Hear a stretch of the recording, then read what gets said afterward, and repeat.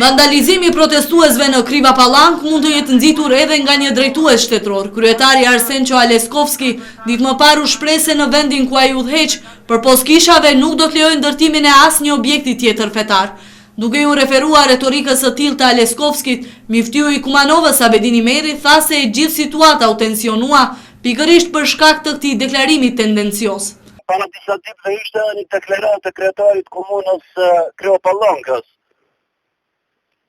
i cili e dha kurse si unë nuk do të lejoj që në Kriva Pallankë të ndërtohet xhamia, po të ketë një objekt argënimi zyt siç është ky. Sot në Kriva Pallankë, sepse do të ndërtojmë kisha dhe kurse si nuk do të lejojmë për tjetër që të ketë objekte fetare. Ndërkohë njohësi i rrethanave politike Muhamet Jashari pretendon se ky demolim vjen si pasojë e racizmit theksuar apo si pasojë e shovinizmit, dhe kjo është një dëshmi e qartë se njerëzit vuajnë nga kompleksi bashkëjetesës.